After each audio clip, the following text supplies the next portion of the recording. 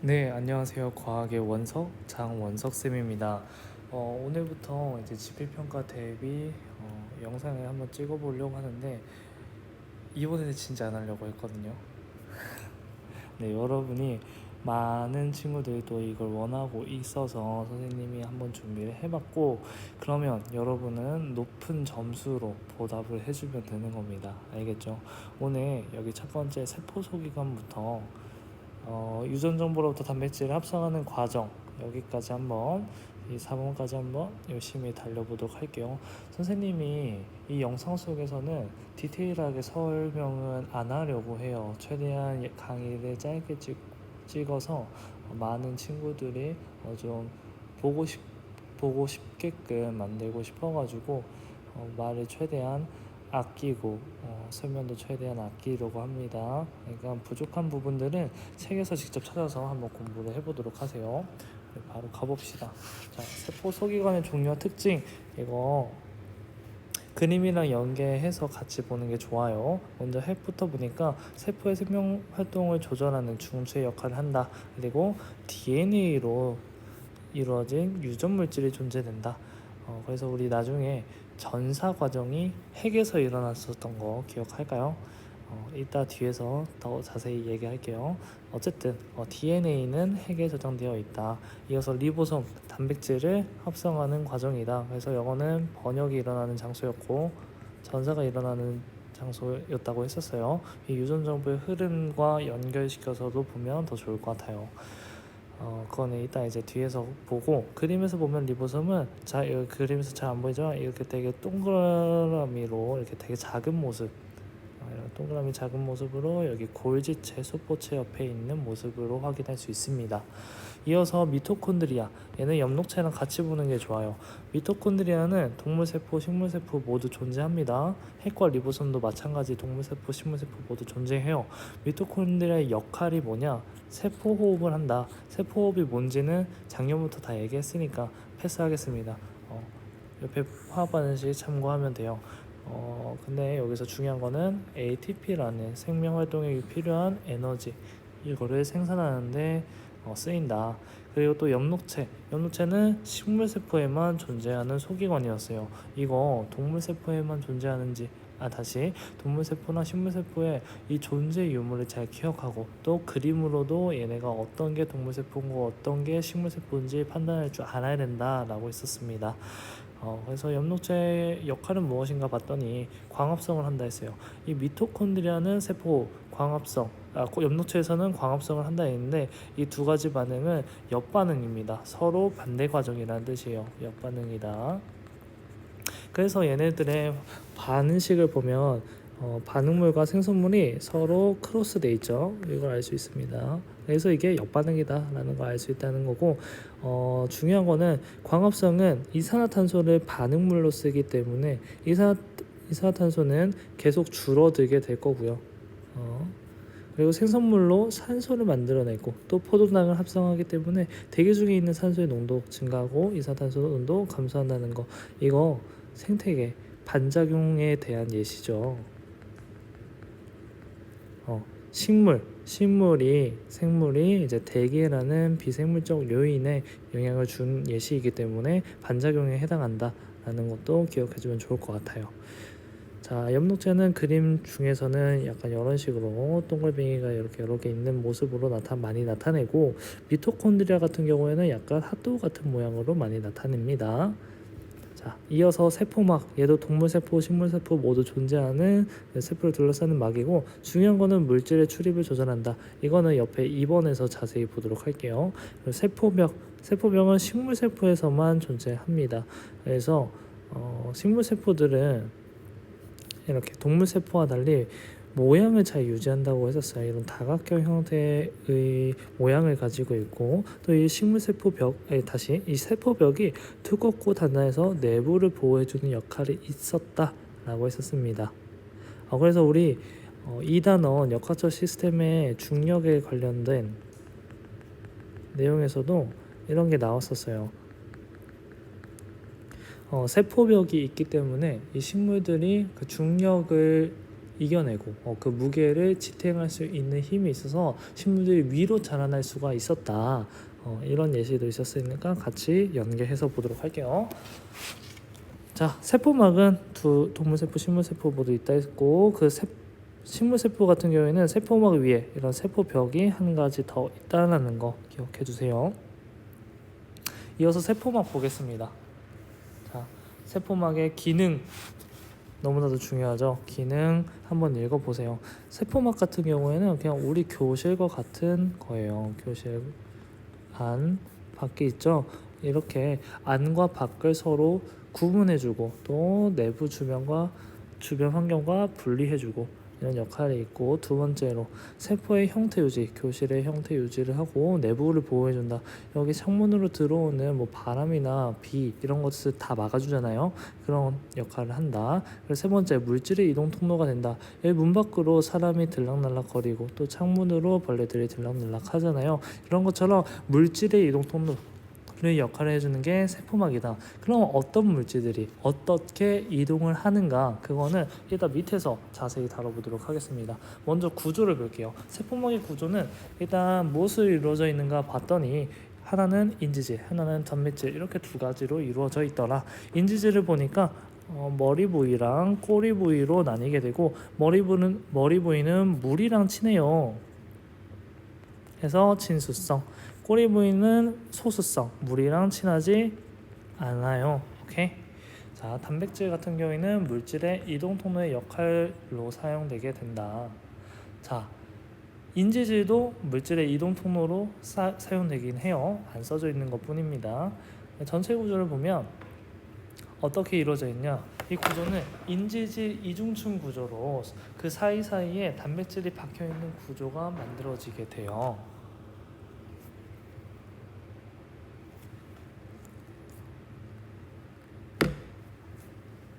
왜 이런 구조를 갖느냐라고 물어본다면, 우리 생명체들은 물이 엄청나게 많은 양이 포함하고 있죠. 사람 같은 경우에도 70%에서 80% 사이로 물이 많이 존재하잖아요. 그렇기 때문에 세포 안팎으로 물이 많이 존재하기 때문에 이 인재질 중에서 친수성인 부분, 이 머리 부위가 바깥쪽 서로 반대 방향을 보는 모습으로 이렇게 돼 있습니다. 여기 세포 밖도 물, 세포 안도 물이기 때문에 이렇게 물이 친한 부분이 바깥쪽으로 향하게 된다. 서로 반대쪽을 보게 된다.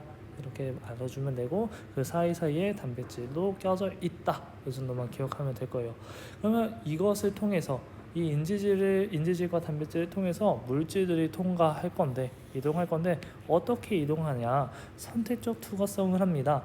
물질의 특성에 따라, 특성이라고 한다면 물질의 성질 또 물질의 크기에 따라서 이 세포막을 통과하는 방법이 달라져요. 세포막을 통과하는 방법은 농도 차에 의해서 통과하는 방법이 있습니다. 근데 이 농도 차에 의해서 통과하는 방법은 두 가지. 첫 번째로 확산, 그리고 두 번째로 삼투.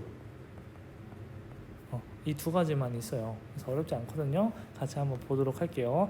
확산이라고 하는 것은 우리 중학생 때부터 많이 들었어요. 선생님이 여기서 향수를 칙 뿌리면 선생님과 멀리 있는 친구들까지도 그 좋은 향기가 날 것 같잖아요. 나잖아요. 그죠? 향수 향이 계속 퍼져 나갈 거예요.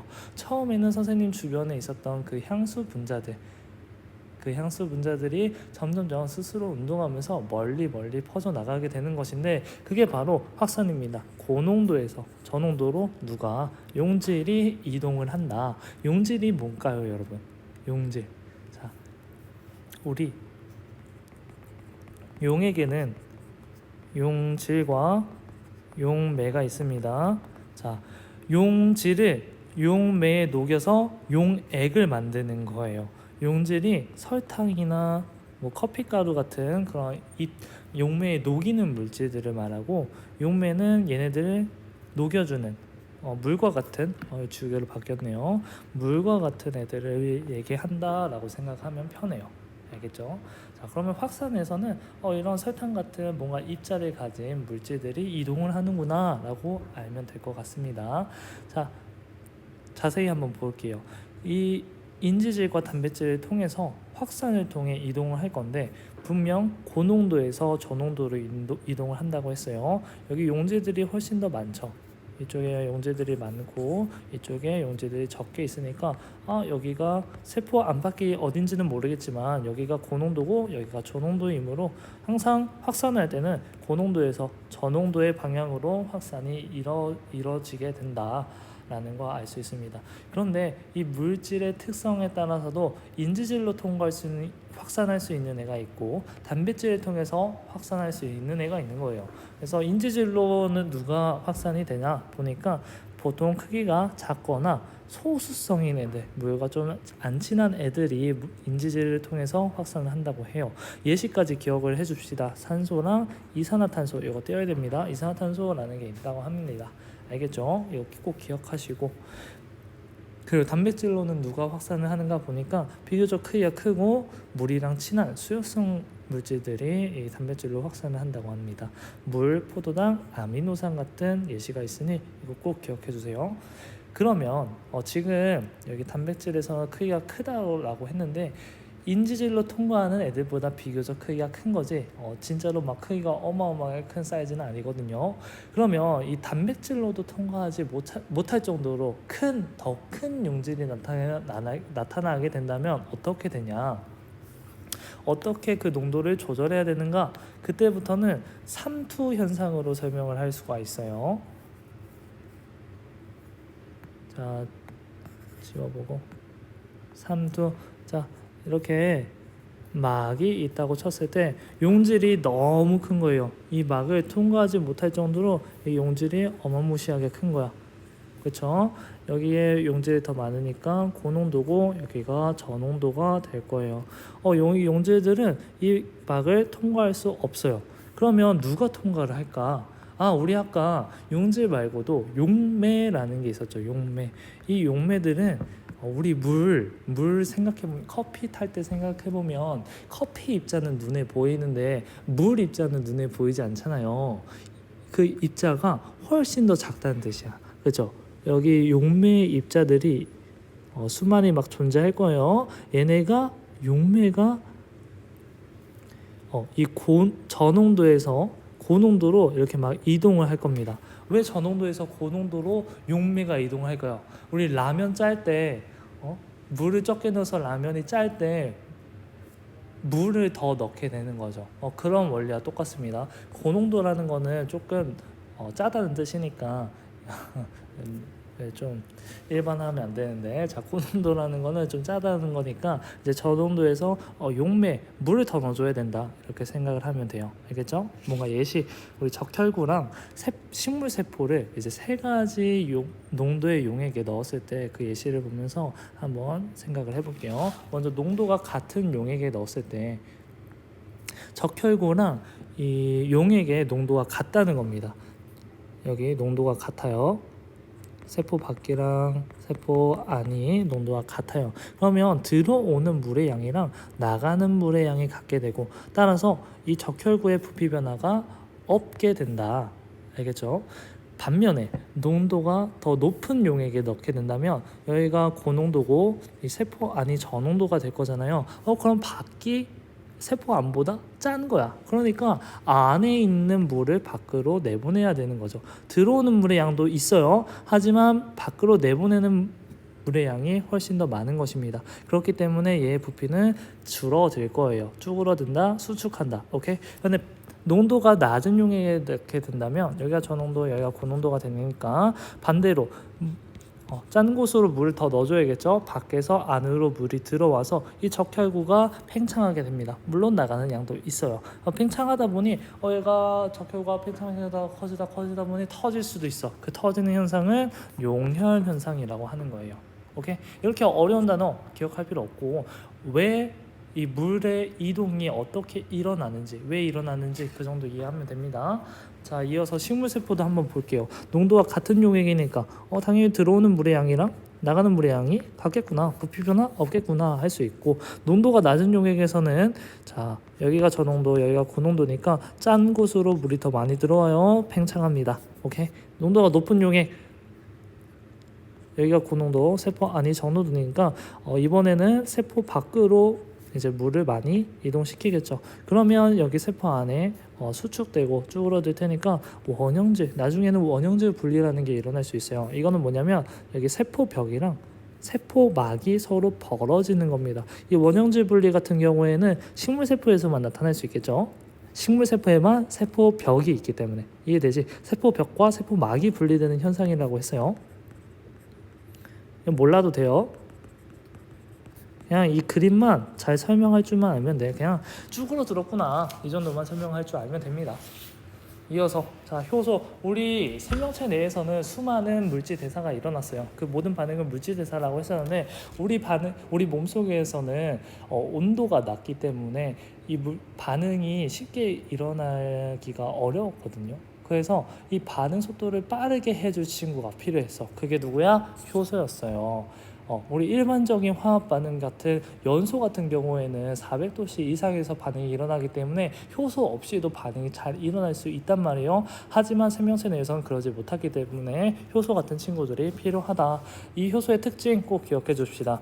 주성분은 먼저 단백질이다. 그리고 생명체에서 일어나는 모든 화학 반응, 물질 대사에 관여해서 생명을 유지한다. 일반적인 화학 반응, 연소 같은 것들은 아니에요. 효소 사용되지 않습니다. 이어서 자신은 직접 화학 반응에 참여하지 않는다. 반복 사용이 가능하다. 이거 이따 그림 보면서 같이 설명할게요. 그리고 특정 효소는 특정 반응물에만 작용한다. 이거는 기질특이성이라는 건데 효소는 자신의 입체 구조와 맞는 반응물인 기질과만 결합한다는 겁니다. 이게 뭘까?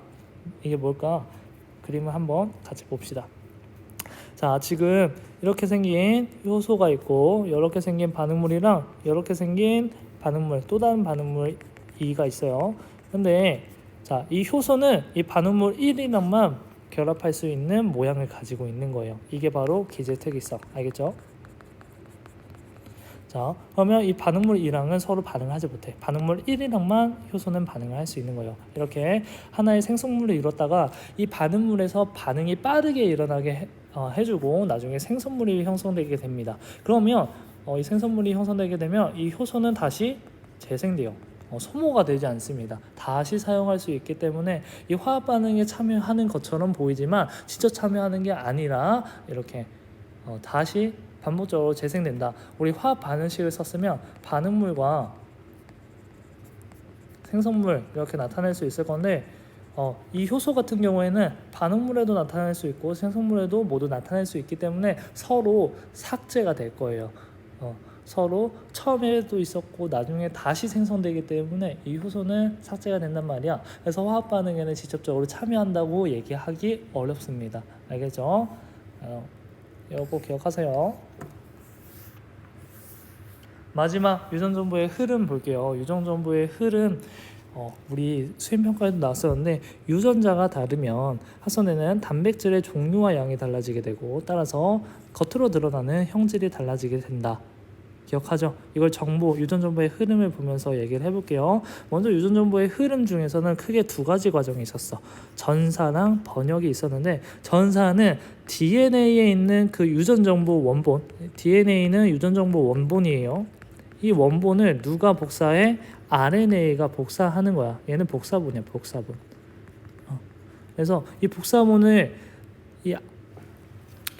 이제 리보솜한테 전달해서 단백질을 합성할 건데 왜 복사본이 필요하냐? DNA에는 수많은 유전 정보가 저장되어 있어요. 그래서 핵 밖으로 나가는 건 정말 멍청한 짓이야. 그렇기 때문에 RNA가 대신 이 DNA에 있는 염기 서열, 그러니까 유전 정보를 저장을 해서 복사를 해서 이제 핵 밖으로 나가 이 유전 정보를 전달해 주는 역할을 하는 거예요. 이게 RNA. 이 RNA가 이제 리보솜에 도착을 해서 RNA 정보에 따라 세포질 속 아미노산을 연결해. 이게 단백질의 기본 단위체죠. 아미노산을 연결해 단백질을 합성한다. 오케이? 자, 전사 같은 경우 우리 DNA가 핵에 있기 때문에 핵에서 일어나고요.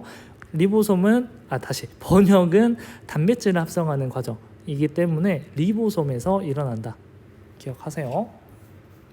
자, 그러면 좀 더 디테일하게 어떻게 아미노산을 하나씩 지정하는가 그 얘기를 해보자면 아미노산은 20종류가 넘게 있거든요. 그것을 하나씩 지정하려면 DNA는 이 3개의 염기의 짝꿍이 필요하다. 그것을 DNA 3염기 조합이라고 하는 것이고 그러면 이것을 복사한 RNA, 전사한 RNA도 당연히 이런 3염기 조합이 있을 거잖아요. 이것을 RNA에서는 코돈이다 라고 부르는 거예요. 오케이? 그러면 이 코돈에 따라서 아미노산 하나하나를 지정해 가지고 서로 다른 단백질을 합성하게 되는 거죠. 지금 UGG 같은 경우에는 아미노산 1, UUU 같은 경우에는 아미노산 2 이렇게 서로 다른 아미노산을 지정한다는 거예요. 이 DNA 염기 서열에 따라서 RNA의 코돈의 순서도 염기 서열도 달라질 것이고 그거에 따라 아미노산이 지정되는 것도 달라지고 아미노산이 배열되는 그 순서도 달라지기 때문에 만들어지는 단백질이 다르다. 따라서 겉으로 드러나는 형질이 달라진다. 이런 큰 틀에서 우리가 놀고 있는 겁니다. 알겠죠? 그리고 우리 하나 더 기억해야 될 게 상부적 결합이었어요. DNA 내에서도 상부적 결합을 하지만 RNA가 합성할 때도 이 상부적 결합이 있었다. DNA 같은 경우에는 염기가 4종류, 아데닌, 타이민, 구아닌, 사이토신 이렇게 있었는데 RNA 같은 경우에는 아데닌, 구아닌, 사이토신은 똑같지만 타이민 대신에 유라실이 있다. 어이구 이거 왜 그럴까요? 지워. 자, 유라실이 있다 해가지고 얘들 XX 이렇게 짝꿍이라고 했죠. 아데닌은 유라실이란 짝꿍, 타이민은 아데닌이란 짝꿍, 구아닌은 사이토신, 구아닌이랑 짝꿍이다. 오케이? 자, 그래서 지금 이 그림 같은 경우에는 자, UGG, UUU 이런 식으로 나오니까 A, C, C, A, A, A U의 짝꿍 A, G의 짝꿍 C, G의 짝꿍 C, U의 짝꿍 A 이런 식으로 했으니까 이 두 번째 가닥을 전사한 RNA가 만들어진 거죠. 오케이? 이해될까요? 우리 이렇게 염기 서열까지 했던 거 수행평가에 나왔었으니까 다시 한 번 더 공부하면서 우리 복습하면 시험 문제 푸는데 하나도 문제가 없을 거예요. 선생님이 나중에 문제풀이 영상도 올려줄 테니까 꼭 문제 풀어보고 문제 풀기 전에 공부 먼저 하고 그 다음에 문제 푼 다음에 같이 정답을 맞춰보면 좋을 것 같아요. 자, 여러분 선생님 수업 들었다고 해서 여러분의 개념이 머릿속에 다 들어온 거 아니니까 꼭 복습, 꼭 자습하면서 우리 시험 성적을 꼭 높여봅시다. 알겠죠? 화이팅 합시다.